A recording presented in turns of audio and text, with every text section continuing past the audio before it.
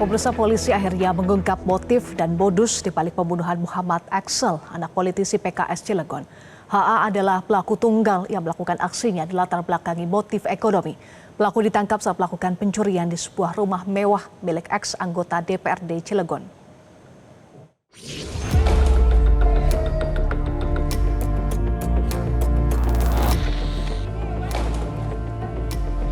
Polisi mengungkap motif pembunuhan keji Muhammad Axel, anak dari politisi PKS Cilegon, Maman Suherman.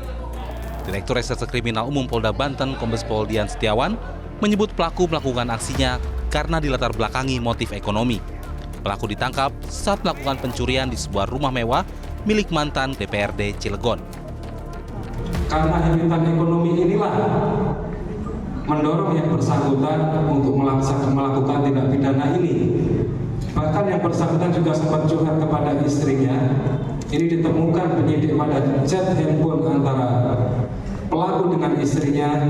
Apabila keadaan semakin amblas, bahasanya ya, yang bersangkutan akan melakukan tindak kriminal. HA adalah pelaku tunggal. Modus yang dilakukan pelaku dengan memencet bel rumah yang ditarget. Jika tidak ada respon, pelaku melanjutkan aksinya. Rumah yang menjadi target pun dipilih secara acak. Modusnya adalah yang bersangkutan memencet bel. Mencet bel sampai 3 kali sampai dengan 4 kali. Apabila tidak ada yang merespon, dianggapnya itu adalah rumah kosong, sehingga yang bersangkutan akan meloncat pagar dan melakukan aksinya. Dan yang bersangkutan juga sudah mempersiapkan apabila di bel itu ada orang yang menemuinya, mereka akan pura-pura menanyakan alamat. Pelaku sudah melakukan 3 kali aksi pencurian. Pencurian pertama dilakukan di sebuah rumah mewah di perumahan BBS 3, Ciwaduk, Banten, yang diketahui milik politisi PKS Cilegon, Maman Suherman. Pelaku mendatangi ke TKP 1, mencet bel sebanyak 4 kali, tidak ada respon. Kemudian pelaku memanjat melalui tiang samping pos satpam. Pelaku sempat berusaha membuka brankas, namun gagal. Pelaku sempat menanyakan kepada korban di mana kunci brankas disimpan. Selanjutnya sempat nanya, ayahmu di mana?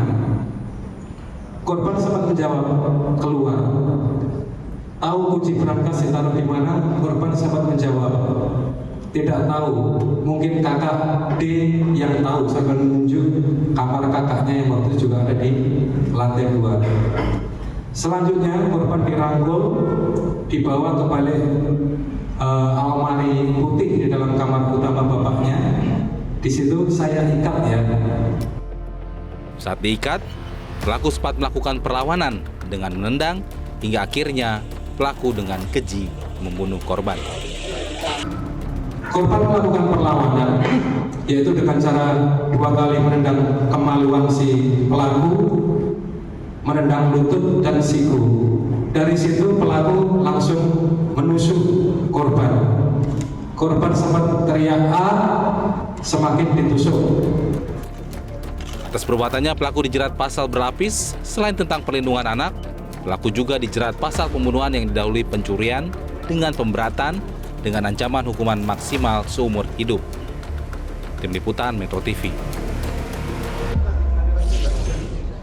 Pemirsa, setelah lebih dari 2 pekan, akhirnya pelaku pembunuhan anak politisi PKS Cilegon ditangkap. Pelaku ditangkap saat melakukan pencurian rumah mewah milik ex anggota DPRD Cilegon. Polisi menyebut motif ekonomi di balik pembunuhan keji tersebut. Untuk membahasnya sudah bergabung bersama kami psikolog forensik Reza Indragiri. Selamat malam, Mas Reza. Selamat malam, Mbak Eva. Mas Reza, apakah penjelasan polisi yang terbaru terkait dengan peran HA sebagai pelaku tunggal menjadi akhir dari misteri pembunuhan keji anak berusia 9 tahun, Mas Reza? Saya menyimak kronologi yang disampaikan oleh pihak kepolisian. Bagi saya masuk akal ketika pencurian dijelaskan di latar belakangi oleh motif ekonomi, motif instrumental. Bahwa aksi pencurian itu ditujukan untuk mendapatkan manfaat tertentu, perkiraan saya manfaat finansial. Tapi bagi saya membingungkan seandainya dikatakan bahwa motif pembunuhan adalah motif ekonomi. Kenapa? Karena dari kronologi yang sama yang disampaikan oleh pihak kepolisian, menurut saya pembunuhan itu tidak dilakukan dengan latar belakang ekonomi. Tapi pembunuhan dilakukan oleh pelaku karena dia berada dalam kondisi panik, dalam kondisi gelap mata. Berarti motif emosional. Alhasil perlu diluruskan. Kita bicara tentang pidana yang mana? Kalau pidana pencurian, maka sekali lagi relevan dikatakan motif instrumental atau motif ekonomi. Tapi kalau pembunuhan, menurut saya berdasarkan kronologi itu bukanlah motif ekonomi, tapi motif emosional. Oke, jadi menurut Anda motifnya bukan ekonomi tetapi lebih ke motif emosional. Itulah yang akhirnya membuat pelaku sampai tega membunuh anak berusia 9 tahun dengan sangat keji, Mas Reza. Tepat, kalau dikatakan bahwa pembunuhan itu dilatar belakangi oleh motif ekonomi, maka semestinya yang ada di pemikiran pelaku adalah bagaimana sekali lagi dia bisa mendapatkan manfaat ekonomi dari aksi pembunuhan tersebut. Namun, dari kronologi yang disampaikan, bagaimana interaksi antara pelaku dan korban, menurut saya tidak ada pemikiran mendapatkan manfaat ekonomi dari aksi pembunuhan tersebut. Pembunuhan tak lebih tak kurang merupakan manifestasi betapa pelaku kehilangan kontrol dirinya, mengalami kepanikan, dan membungkam atau melumpuhkan korban dengan cara-cara yang eksesif atau luar biasa. Kemudian HA ditangkap saat berusaha mencuri lagi di tempat lainnya, Mas Reza. Artinya ada dua kejadian dengan motif yang bisa dibilang berbeda ya, Mas Reza. Tadi di awal motif emosional, kemudian saat ditangkap adalah motif pencurian atau ekonomi. Apa analisis Anda terkait dengan kondisi ini? Kondisi dua hal yang berbeda dengan kondisi psikologis pasca melakukan pembunuhan. Tentu ini adalah tindakan yang ekstrim, tapi tetap masih bisa melakukan pencurian di tempat lain. Dari rangkaian berita yang coba saya simak, saya pahami bahwa pada pertengahan Januari ada aksi pembunuhan di rumah tertentu. Si pencuri tidak mengambil barang apapun karena polisi menyebut tidak ada barang berharga yang hilang dari rumah tersebut. 2 pekan berselang, ada aksi pencurian. Polisi menyebut bahwa pelaku pencurian tersebut adalah orang yang sama dengan orang yang telah melakukan pembunuhan sebelumnya.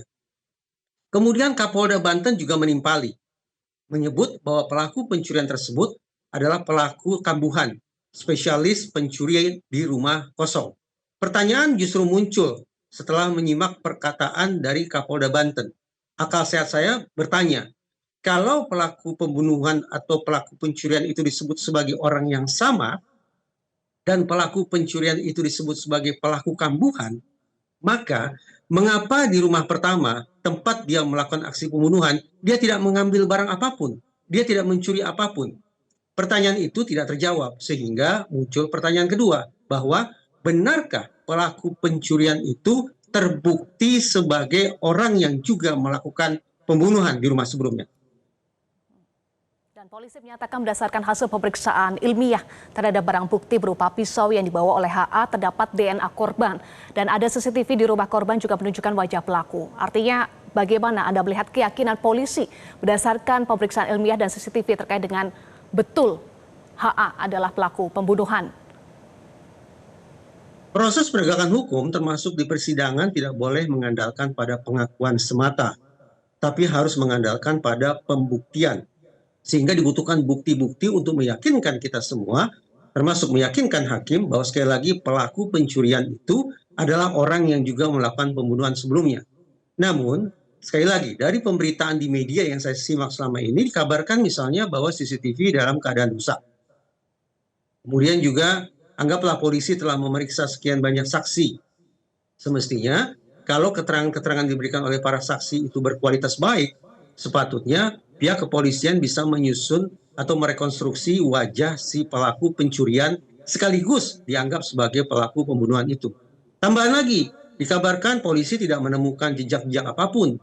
Senjata tajam hilang, tidak ditemukan, tidak ada sidik jari, tidak ada DNA dan seterusnya.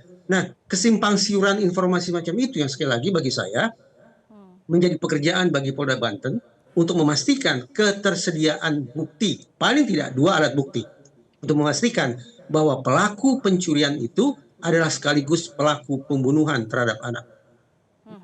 Baik, soal ketersediaan bukti pelaku pencurian plus pembunuhan nanti kita akan nantikan. Tetapi apakah artinya apa yang disampaikan polisi hari ini mengakhiri dugaan spekulasi motif yang sebelumnya sempat berkembang ya, Mas Reza, soal dugaan keterlibatan orang dalam dan motif dendam dalam kasus ini? Justru selama ini spekulasi yang saya angkat itu, bahwa aksi pembunuhan yang disertai dengan kekerasan yang sedemikian ekstrem itu benarkah dilatar belakangi oleh motif akal sehat, motif rasional, yaitu motif ekonomi? Adakah kemungkinan bahwa sesungguhnya motif dendam, kebencian, sakit hati, amarah, atau motif emosional lebih dominan pada peristiwa ini? Itu pertanyaan pertama. Pertanyaan kedua, saya justru khawatir bahwa kalau pihak kepolisian tidak memiliki bukti-bukti yang memadai, tapi lebih mengandalkan pada pengakuan semata dari pelaku, maka tidak tertutup kemungkinan ini adalah pengakuan palsu yang diberikan karena pelaku berada di bawah tekanan. Dia shock karena telah ditangkap polisi, kemudian dalam tempo cepat dia diinterogasi oleh sekian banyak personil polisi. Tidak tertutup kemungkinan dalam situasi semacam itu, pelaku menyampaikan yang distilahkan sebagai coerced false confession, keterangan palsu yang diberikan karena di bawah tekanan. Tekanan bersumber dari keinginan polisi agar pelaku memberikan keterangan sebagaimana yang diinginkan, bukan sebagaimana kenyataan.